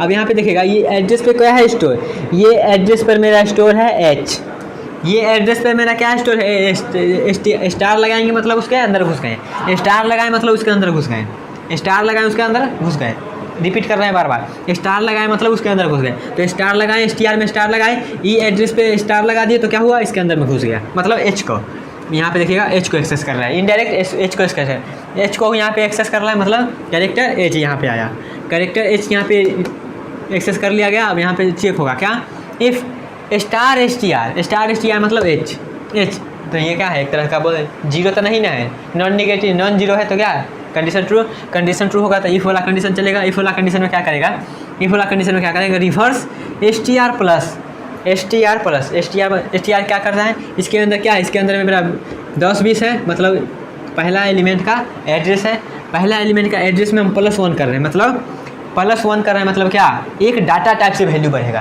तो एक डाटा टाइप से वैल्यू बढ़ेगा, तो मतलब +1 की मतलब क्या, एक डाटा टाइप से। अगर इंटीजर का रहता तो 4 से बढ़ता है, फ्लोटिंग का रहता तो 4 से बढ़ता है, डबल का रहता तो 8 से बढ़ता है, लॉन्ग डबल का रहता तो 10 से बढ़ता है, ठीक है। लेकिन यहाँ पे कैरेक्टर है तो 1 से बढ़ेगा, तो क्या हो जाएगा, ये इसका एड्रेस क्या होगा 10-21, इसका लिख देते हैं 10-22, इसका 23, 24, 25, 26, कुछ ऐसा ही एड्रेस होगा, 10 नहीं लिखे हैं, मतलब लास्ट वाला डिजिट लिखे थे।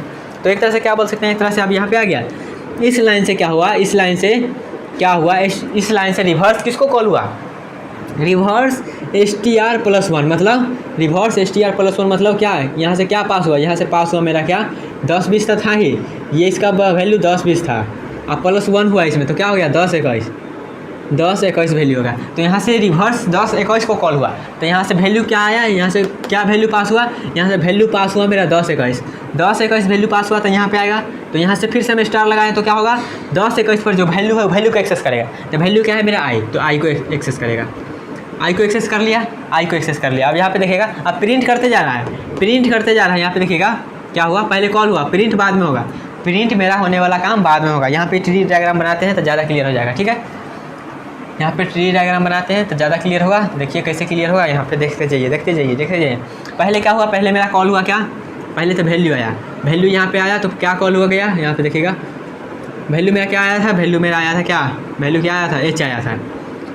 पहले क्या एच आया इनडायरेक्ट, तो ये रिवर्स को हम आर से लिख रहे हैं। रिवर्स किसको कॉल किया, यहाँ पे पहले आया था कितना वैल्यू, 10 20 आया था, ठीक है। 10 20 पर ये आया, उसके बाद किसको कॉल कर दिया गया, 10 20 को प्रिंट नहीं किया गया है अभी, यहीं पे है, यहीं पे किसको कॉल कर दिया गया, ये वैल्यू लेके आया था, ये कॉल कर दिया किसको, ये 10 21 को कॉल कर दिया, 10 21 को कॉल कर दिया, 10 21 को कॉल कर दिया। तो यहाँ मतलब किसको एक्सेस कर रहा है, ये एक्सेस कर रहा है, मतलब एक तरह से बोल सकते हैं आई को। ऐसा ही है कुछ, ऐसा ही है ना। और उसके बाद ये किसको कॉल कर रहा है, यहाँ पे कन्फ्यूजन होगा, तो हम क्या कर रहे हैं, यहाँ पे एक तरह से ऐसे कर देते हैं, ठीक है।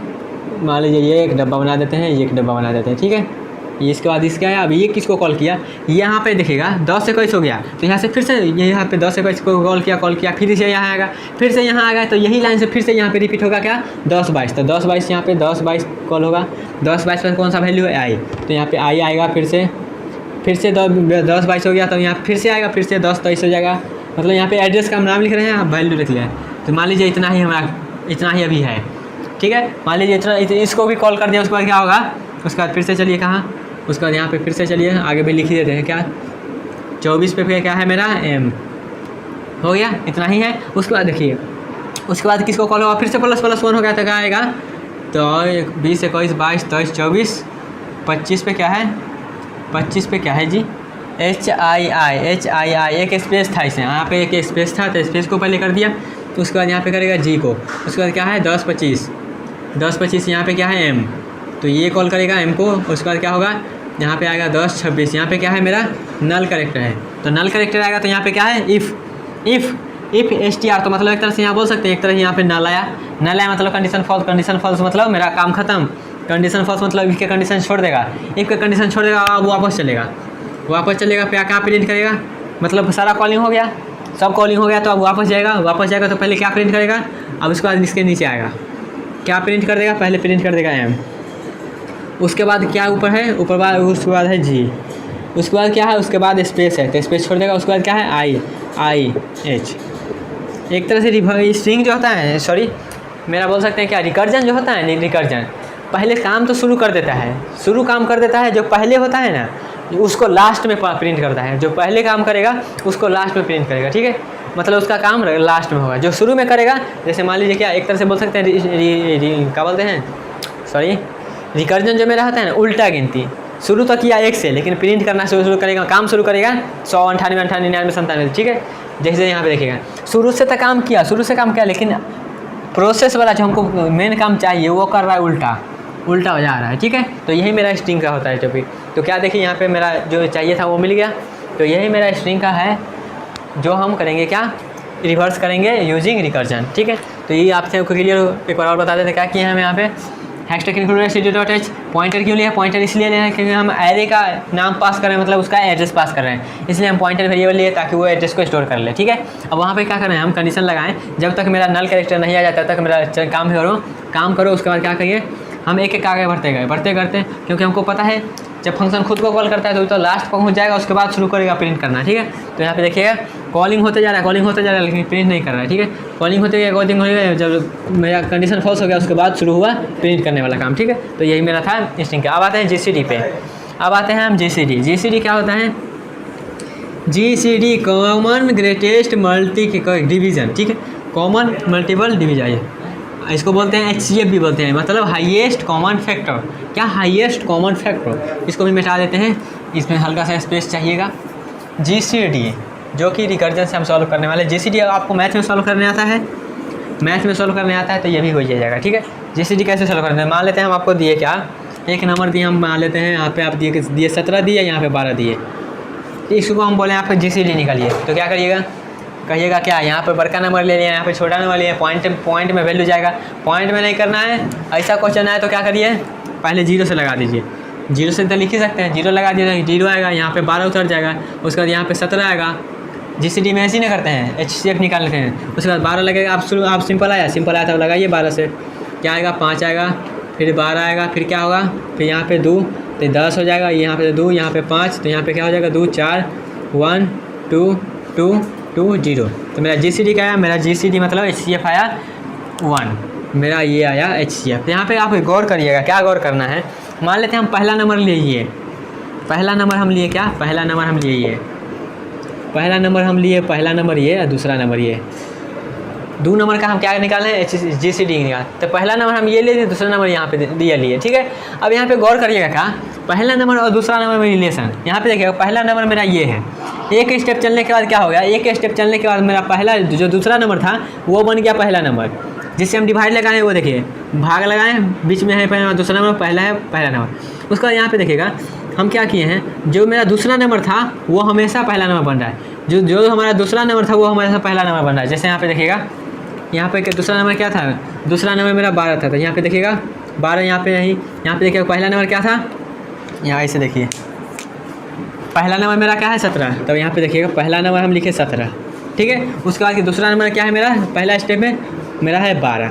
उसके बाद अगला स्टेप में क्या आ गया, अगला स्टेप में देखिए यहाँ पे 17 उतर जाता है सिंपल, तो यहाँ पे देखिएगा 17 का क्या 17 बन गया मेरा, 17 बन गया, बीच में मेरा क्या है दूसरा नंबर, तो ये बन गया मेरा दूसरा नंबर और ये बन गया मेरा पहला नंबर, ऐसे लिख सकते हैं। उसके बाद देखिएगा क्या हो गया, नेक्स्ट स्टेप में क्या होगा, नेक्स्ट में पहला क्या बन गया, पहला बन गया 12 और दूसरा बन गया क्या, दूसरा बन गया मेरा 17। अगला स्टेप में क्या हुआ, अगला स्टेप में मेरा 5 हो गया पहला नंबर, 5 हो गया मेरा पहला नंबर, पहला नंबर मेरा 5 हो गया, दूसरा नंबर क्या है, दूसरा नंबर मेरा 12 है।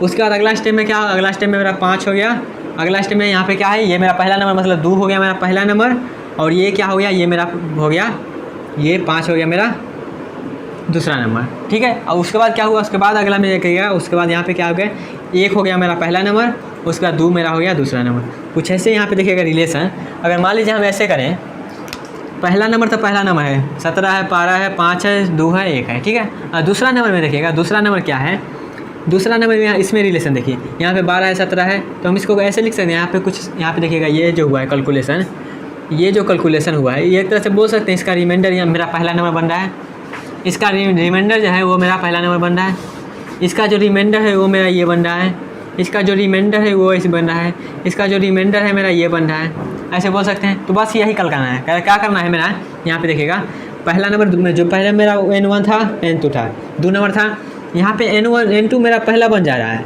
अगला रिकर्जन में, और यहाँ पे जो हो रहा है यहाँ पे मेरा N1 मॉड्यूलो N2 यही है और कुछ नहीं है। यहाँ पे देखिएगा, यहाँ पे पहला नंबर मेरा क्या था, जो मेरा दूसरा नंबर था वो पहला नंबर बन गया, जो दूसरा था वो पहला नंबर बन गया, और दूसरा नंबर की जगह पर मेरा दोनों का मॉड्यूलो हो गया, ठीक है। इसको आइए प्रोग्राम के जरिए देखते हैं, बस यहाँ पे हमको मैथ में कैसे कैलकुलेशन करते हैं वो हम यहाँ पे बस बताने का कोशिश किए, HCF कैसे निकालते हैं, जिसको हम बोलते हैं हाईएस्ट कॉमन फैक्टर, ठीक है। एक तरीका और है GCD का निकालने का, जैसे 12 17 का ही ले लेते हैं, जैसे मान लीजिए 12 है, इसका कितना फैक्टर हो सकता है लिखिए, 1 हो सकता है, 2 3 4 6 12 यही हो सकता है। अब मान लेते हैं 15 लिख दें, 15 लिख दें, इसका कितना होगा, 1 होगा, 3 होगा, 5 होगा और क्या होगा 15 होगा। इसमें देखिएगा हाईएस्ट कॉमन फैक्टर क्या है, कॉमन फैक्टर मतलब दोनों में रहना चाहिए, तो हाईएस्ट कॉमन क्या है इसमें, हाईएस्ट कॉमन देखिएगा तो मेरा 3 है हाईएस्ट कॉमन, यही है ना, 5 उसमें नहीं है, 15 इसमें है नहीं, तो इसका HCF क्या होगा, HCF मेरा आ जाएगा इसका 3, ऐसे भी निकाल सकते हैं, ठीक है। ये बस बता दिए जानकारी होने के लिए।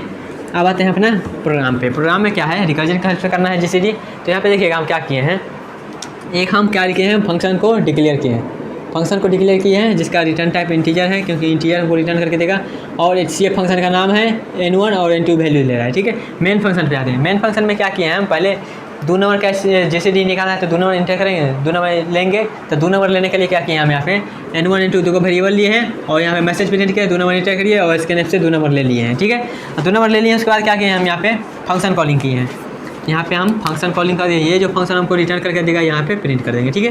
तो हम क्या किए, HCF को कॉल किए हैं, तब ये HCF को कॉल करते हैं, देखिएगा। अब आते हैं यहाँ पे, देखिएगा यहाँ पे हम फंक्शन लिख रहे हैं, HCF है, कॉल किए हैं, किसको मान लेते हैं हम, इंटर किए वही 12 और 15, पहला नंबर 12, दूसरा नंबर 15। तो हम N1 और N2 को कॉल किए, क्या है N1 और N2 को कॉल किए, तो क्या होगा मेरा 12 और 15 कॉल होगा, 12 15 वैल्यू पास होगा और कॉल होगा। तो यहाँ पे आएगा फंक्शन का डेफिनेशन में, और फंक्शन का डेफिनेशन में क्या किया है, इफ़ लास्ट में यहाँ पे क्या आ रहा था मेरा, जब तक मेरा रिमाइंडर 0 नहीं आ जा रहा था तब तक हम काम करते जा रहे थे, वही करेंगे।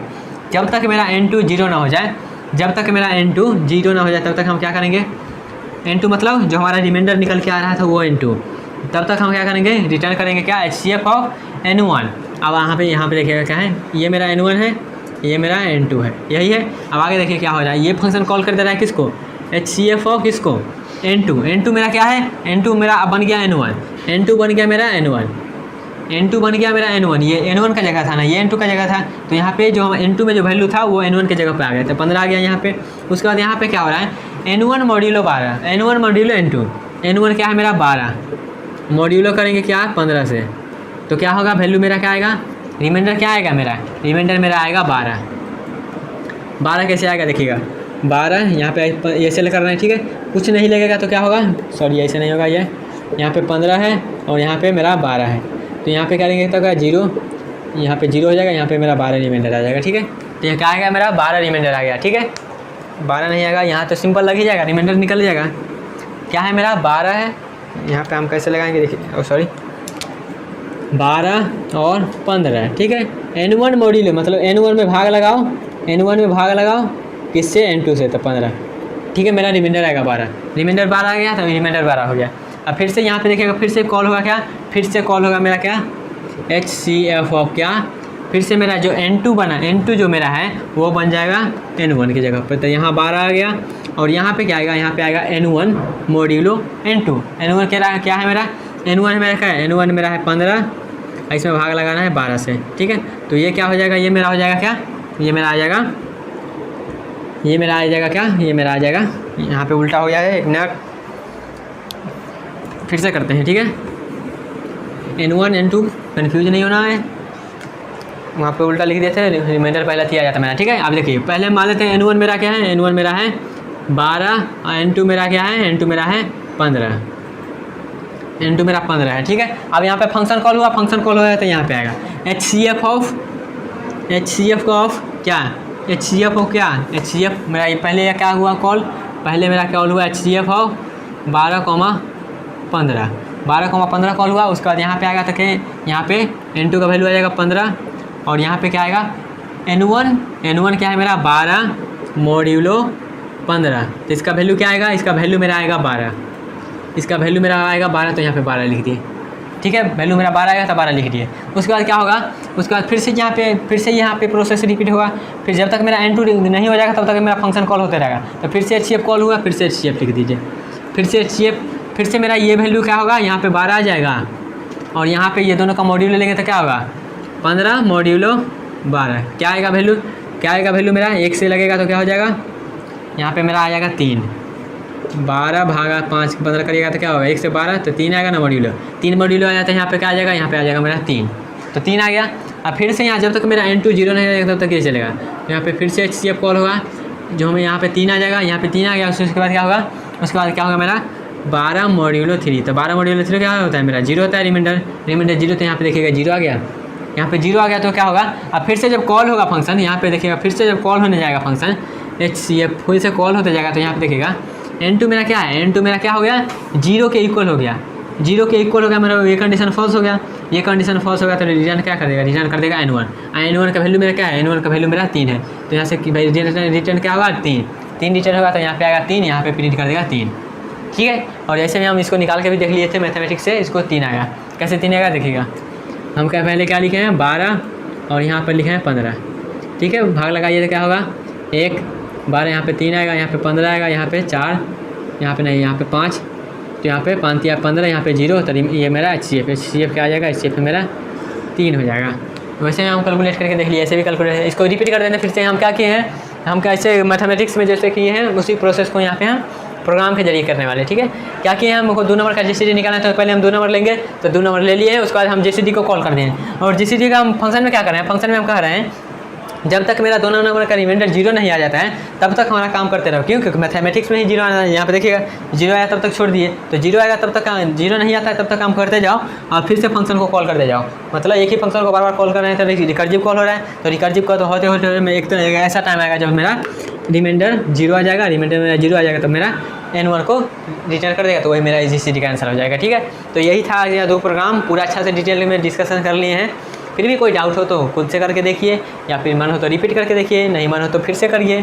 ठीक है, जैसे भी हो सीख जाना है। ठीक है, तो मिलते हैं नेक्स्ट वीडियो में। हेलो दोस्तों, तो आज हम रिकर्जन के ही टॉपिक को आगे बढ़ाते हैं और आज हम देखने वाले हैं आर्गमन फंक्शन के बारे में। ठीक है, ये कौन सा बाबा आ गए हैं, ये आर्गमन बाबा कहाँ से आ गए हैं। ठीक है, ये एक टर्म है रिकर्जन के प्रॉब्लम को सॉल्व करने का।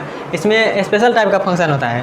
फंक्शन मतलब स्पेशल टाइप का तो फंक्शन रहता है जिसका नाम क्या है, आर्गमन फंक्शन। ठीक है, इसका प्रॉब्लम कैसे आता है, वो प्रॉब्लम यहाँ पे समझना कि जरूरी है। प्रॉब्लम को सॉल्व कैसे करेंगे वो देखना है। ठीक है, इसमें कुछ मैथमेटिकल कैलकुलेशन होता है, वो कैलकुलेशन क्या होता है, बस जोड़ घटाव करना है और कुछ नहीं करना है। तो अब आते हैं, शुरू करते हैं आर्गमन फंक्शन के बारे में। ठीक है, तो ये क्या होता है, ये होता है it is a function with to argument. Argument क्या होता है, जैसे मान लेते हैं हम यहाँ पे मेन फंक्शन लिखते हैं, मेन छोड़िए यहाँ पे मान लीजिए सम लिखें, तो यहाँ पे क्या करते हैं, कुछ लिखते हैं, कॉमा लगा कर कुछ लिखते हैं। ठीक है, तो इसी को बोलते हैं आर्गूमेंट। ठीक है, क्या बोला जाए, it is a function with दो आर्गूमेंट, मतलब ये ऐसा फंक्शन है जिसमें दो आर्गूमेंट होगा। Each of the which can be assigned any non negative, मतलब इसमें नॉन निगेटिव इंटीजर रहेगा। ठीक है, ये ऐसा इसमें पैरामीटर रहेगा, मतलब क्या ऐसा आर्गूमेंट रहेगा जिसमें नॉन निगेटिव नंबर रहेगा। ठीक है, तो यही बोला जाता है आर्गमन फंक्शन के बारे में। ठीक है, इसको सॉल्व कैसे करेंगे देखिए, इसमें कैसा क्वेश्चन आता है वो भी डिस्कस करते हैं। पहले ये देख लीजिए, आर्गमन फंक्शन अगर मान लेते हैं मेरा कुछ ऐसा टाइप का दिया हुआ है। ठीक है, आर्गमन फंक्शन मान लीजिए कुछ ऐसा टाइप का है, ऐसा टाइप का m, a, हमको लिखा रहेगा क्या, a m, n, क्या a m, n, ऐसा लिखा रहेगा। ठीक है, अभी मान लीजिए यहाँ पे दो आर्गूमेंट है, दो आर्गूमेंट है यहाँ पे, मान लेते हैं दो आर्गूमेंट है, ये तो हो सकता है ना। क्या अब सिर्फ बोला जाता है नॉन निगेटिव है, नॉन निगेटिव मतलब जीरो हो सकता है, पॉजिटिव हो सकता है। ठीक है, तो अब इस पर क्या कंडीशन लगाएंगे, अगर मान लेते हैं मेरा m क्या है, m बराबर जीरो, मतलब ये पहला है मेरा आर्गूमेंट अगर जीरो होता है, पहला आर्गूमेंट मेरा अगर जीरो है तो हम क्या लिखेंगे, a को हम लिख देंगे a m, n है ना, तो इसको हम लिख देंगे क्या, n+1 लिख देंगे। ठीक है, ये एग्जाम्पल लेंगे तो बता देंगे, अभी इतना जान लीजिए, n+1 लिख देंगे। ठीक है, अगर m क्या है मेरा जीरो है तो m मेरा अगर जीरो है तो, अगर नहीं ऐसा नहीं है तो, अगर m मेरा नॉन जीरो बट n मेरा जीरो हो गया, n मेरा अगर जीरो हो गया तो क्या करेंगे, हम यहाँ इसको ऐसे लिखेंगे a m-1, ऐसे लिखेंगे। ठीक है, बस अभी देख लीजिए क्या रूल है। उसके बाद अगर मान लेते हैं ये भी नहीं है तो फिर से इफ़ m और n अगर दोनों मेरा क्या है, नॉन जीरो है, मतलब जीरो नहीं है, मतलब पॉजिटिव नंबर है, तो उसको हम कैसे लिखेंगे, उसको हम इस फॉर्म में लिख देंगे। ठीक है, तो ये मेरा रूल है। तो आते हैं एक एग्जाम्पल देखते हैं तो क्लियर हो जाएगा। ठीक है, आर्गमन फंक्शन का एक एग्जाम्पल देखने वाले हैं ये। ठीक है, तो यहाँ पे देखिए एग्जाम्पल कैसा है, बस ऐसा ही बस कैलकुलेशन करते जाना है, यही मेरा एग्जाम्पल हो जाएगा। ठीक है, तो इसको हम लिखेंगे बुल्लू से लिखेंगे। ठीक है, मान लेते हैं मेरा क्वेश्चन क्या है, क्वेश्चन मेरा a1,2 है, क्वेश्चन क्या है मेरा 1,2 है और इसका वैल्यू पूछा जा रहा है। ठीक है, आर्गमन फंक्शन ये दिया गया है और इसका वैल्यू पूछा जा रहा है, तो हम क्या करेंगे, यहाँ पर देखेंगे ये मेरा क्या हो गया, इसे कंपेयर करिए, इससे कंपेयर, तो ये मेरा क्या हो गया, ये मेरा हो गया m और ये क्या हो गया, n मेरा हो गया, ये हो गया m, ये हो गया n। ठीक है, अब यहाँ पे देखिए पहला रूल क्या कह रहा है, m मेरा जीरो है नहीं, m में जीरो नहीं है। दूसरा कह रहा है m not equal to zero, लेकिन n जीरो, यहाँ पर तो कोई जीरो नहीं है। आप आगे देखिए, और आगे क्या बोला जाए, आगे बोला जाए दोनों नॉन जीरो है तो क्या लिखेंगे, इसको हम क्या लिख देंगे, इसको हम लिखेंगे a m-1, काला पेन ही लेते हैं ज़्यादा अच्छा दिखेगा, m-1 क्या, m-1, m का वैल्यू क्या है 1, 1 क्या a0, कॉमा। अब यहाँ पर क्या लिखना है, यहाँ पर लिखना है क्या, a m, m मतलब m क्या है अभी 1, n-1 मतलब 1, यही लिखेंगे ना। बस हम यहाँ पे जो हमारा रूल बताया गया है, पॉइंट बताया गया है, वो पॉइंट को हम यहाँ पे फॉलो किए हैं। ठीक है, इसको इस फॉर्म में लिख सकते हैं। अब यहाँ पे देखिएगा, इसको जो सॉल्व करेंगे ये आया, तो इसको सॉल्व कर किया तो ये आया, तो यहाँ पे एक प्रॉब्लम आ गया है, और एक प्रॉब्लम क्या आ गया, हमको इसको वैल्यू मालूम नहीं है, इसका वैल्यू हमको मालूम नहीं है, तो पहले इसका वैल्यू कैलकुलेट करेंगे। तो यहाँ पर हम कैलकुलेट करेंगे क्या, 1,1 कैलकुलेट करेंगे, तो 1,1 के इसको कंपेयर करिए, तो m का वैल्यू क्या हो गया, m का वैल्यू 1, n का वैल्यू 1। ठीक है, तो हम क्या लिखेंगे, दोनों नॉन निगेटिव है तो क्या करेंगे, दोनों नॉन निगेटिव है तो नीचे वाला रूल लगेगा, इसको हम फिर से इस फॉर्म में लिखेंगे। किस फॉर्म में, इसको हम लिखेंगे m-1, मतलब यहाँ पे जीरो हो जाएगा, कॉमा, यहाँ पे क्या करेंगे फिर से m का वैल्यू क्या है 1, n-1 मतलब जीरो। ठीक है, इसको सॉल्व किए तो ये आया। इसको सॉल्व किए तो ये आया, तो फिर से यहाँ पे प्रॉब्लम आ गया। यहाँ पे क्या प्रॉब्लम है, यहाँ पे प्रॉब्लम ये आया जो मेरा इसका वैल्यू मालूम नहीं है, तो इसका भी वैल्यू कैलकुलेट करते हैं। यहाँ पे देखिएगा क्या है, n का वैल्यू मेरा 0 है, n का वैल्यू 0 है तो कौन सा का रूल लगेगा, n का वैल्यू 0 है तो मेरा ये वाला रूल लगेगा। तो इसका वैल्यू क्या आ जाएगा, इसका वैल्यू मेरा आ जाएगा m-1, n अगर 0 है तो m-1 मतलब 0, ठीक है। और यहाँ पे क्या हो जाएगा, यहाँ पे अगर 1 हो जाएगा, यहाँ पे 1 हो जाएगा, ठीक है। तो इसका भी वैल्यू मालूम नहीं है, तो इसका भी वैल्यू मालूम नहीं है, तो क्या करेंगे हम यहाँ पे, अब इसका वैल्यू कैलकुलेट करेंगे। इसका वैल्यू कैलकुलेट करेंगे तब यहाँ पे देखिएगा m का वैल्यू 0 है, m का वैल्यू कहाँ 0 है, यहाँ पे। तो हम क्या लिखेंगे, अगर m का वैल्यू 0 है, अगर m का वैल्यू 0 है तो डायरेक्ट हम क्या लिखेंगे, a इतना को हम क्या लिख सकते हैं, n+1 मतलब इसका वैल्यू आ गया मेरा, इसका वैल्यू 2 आया, यही लिखेंगे। इसका वैल्यू मेरा 2 आ गया, तो यहाँ पे देखिएगा इसका वैल्यू 2 आया, तो क्या करेंगे यहाँ पे, इसका वैल्यू 2 आया मतलब इसका वैल्यू 2, इसका वैल्यू 2, तो अब यहाँ पे क्या करेंगे, यहाँ पे हम लिखेंगे क्या, अब यहाँ पे ब्लू मार्क कर लेना जरूरी हो गया। तो यहाँ पे हम क्या लिखेंगे, आप देखिएगा इसका वैल्यू 2 आ गया। अब यहाँ पे देखिएगा, यहाँ पे a 0,1 यही होगा ना, 0,1, ठीक है। ओके गाइस, ये समझ में आया। यहाँ पे देखिएगा क्या लिखे, यहाँ पे क्या आ गया था मेरा, 2 आ गया था वैल्यू, तो यहाँ पे क्या लिखेंगे, यहाँ पे लिखेंगे 2। कैसे, इसका वैल्यू क्या आया है, 10 का वैल्यू क्या आया है 2, तो ये इतना लिख दिए। इतना का वैल्यू मेरा आ गया, क्या इतना का वैल्यू मेरा आ गया, इसका 1,1 का वैल्यू हम इतना लिख सकते हैं, ठीक है। अब यहाँ पे देखिएगा m का वैल्यू क्या है, m का वैल्यू 0 है, तो कौन सा रूल लगेगा, n+1, तो यहाँ पे क्या हो जाएगा वैल्यू इसका वैल्यू हो जाएगा 3 आया। इतना का वैल्यू मेरा 3 आ चुका है, ठीक है। तो यहाँ पे क्या लिखेंगे, यहाँ पे अब इसका वैल्यू यहाँ पे 3 पुट कर रहे हैं, ठीक है। तो यहाँ पे इसका वैल्यू हम पुट करेंगे तो क्या हो जाएगा, ये वाला 0,3, यही इतना का वैल्यू क्या आया है, इतना का वैल्यू मेरा 3 आया। अब यहाँ पे देखिएगा फिर m का वैल्यू मेरा क्या है, m का वैल्यू मेरा 0 है, तो क्या हो जाएगा वैल्यू, तो इसका वैल्यू क्या आ जाएगा, तो मेरा इसका वैल्यू क्या आ जाएगा, इसका वैल्यू मेरा आ जाएगा, इसका वैल्यू मतलब इसका वैल्यू यही आ रहा है, ये मतलब इसका वैल्यू ये जो कैलकुलेट करके आया हुआ तो इसका वैल्यू आ जाएगा 4, क्योंकि n+1 मतलब 4, ठीक है।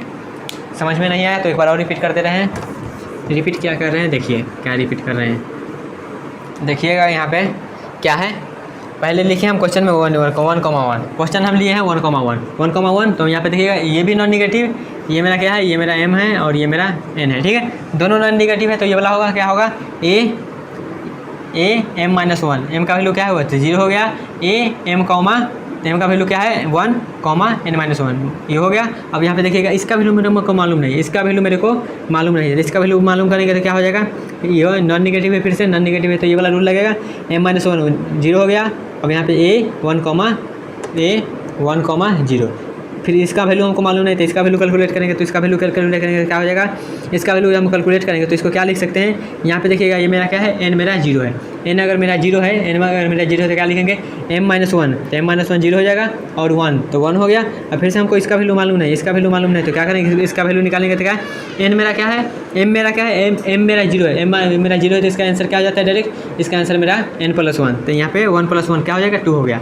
इसका वैल्यू मेरा 2 हुआ, तो इसका भी वैल्यू मेरा 2 हो गया, क्योंकि ये दोनों इक्वल है, तो इसका भी वैल्यू 2 हो गया। इसका वैल्यू जब 2 हुआ तो ये 2 हम क्या देंगे, इसको देंगे, मतलब इसको देंगे, एक तरह से बोल सकते हैं इसको देंगे, इसको दिए तो क्या हो गया, यहाँ पे देखिएगा इसको हम 2 वैल्यू देंगे तो क्या हो जाएगा, कैलकुलेट होकर मेरा ये आएगा 3 आ गया, तो यहाँ पे 3 पुट करेंगे तो क्या फिर से मेरा ये है, देखिए m0 है, तो n+1 मेरा 4 आंसर आ जाएगा, ठीक है। तो यही तो बस हम प्रोसेस रिपीट करते जा रहे हैं, जो वैल्यू मालूम नहीं है उसको हम फाइंड करते जा रहे हैं, ठीक है। तो ये था मेरा आर्गमन फंक्शन का एग्जाम्पल, ठीक है। अब यही एग्जाम्पल को मेरा क्या करना है, ये जो लिखा है ना इसी को मेरा कोड में इम्प्लीमेंट कर देना है, ठीक है। तो चलते हैं, आप कोड पे चलते हैं, इसका कोडिंग देखते हैं क्या है, इसका कोडिंग क्या है, प्रोग्राम मतलब क्या है। बस यहाँ पे जो हम लिखे हैं इफ़ ये होना चाहिए तो ये करेंगे, ये होना चाहिए तो वही करने वाले हैं। यहाँ पे देखिएगा एक्सटेक इंक्लूड std.h क्या किए हैं, अब यहाँ पे एक आर्गमन नाम का एक फंक्शन लिए हैं, फंक्शन में हम 2 पैरामीटर लिए हैं, मतलब आर्गूमेंट लिए हैं, एक m और n, जैसे यहाँ पे लिखा गया m और n, बस। और उसके बाद हम क्या किए हैं, डायरेक्ट मेन फंक्शन में पहले आते हैं।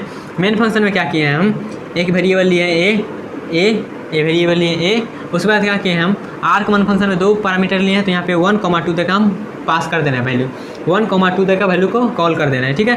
कॉल करेंगे आज जो इसमें इसको a में स्टोर कर देना है, ए में स्टोर कर देंगे, जो हमको वैल्यू आएगा वो प्रिंट कर देंगे, ठीक है। जब यहाँ पे कॉलिंग हो रहा है तो कॉलिंग होगा तो 1,2 यहाँ पे आया, 1,2 आया, यहाँ पे आया, ठीक है। 1,2 आया तो यही प्रोसीजर जाएगा, आंसर मेरा 4 आना चाहिए। अब यहाँ पे देखिए क्या किए हैं, इफ़ मेरा m अगर 0 है, पहले आएंगे इस कंडीशन पे, इफ़ मेरा अगर 0 है, m मेरा क्या है 0 है, तो क्या करेंगे, ये करेंगे n+1 कर देंगे, ठीक है।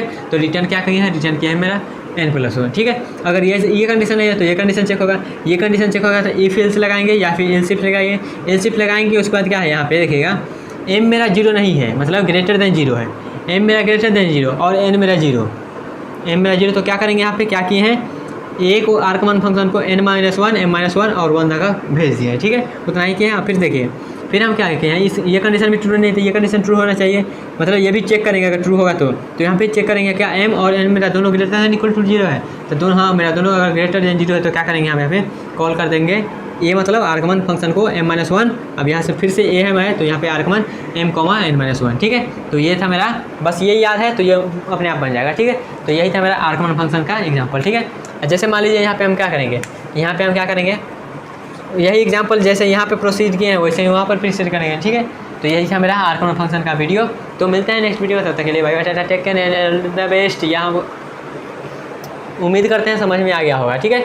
इसको आप ट्री डायग्राम बना कर भी देख सकते हैं या फिर ये समझ में आया तो ये कर लीजिए, ठीक है। मिलते हैं नेक्स्ट वीडियो में।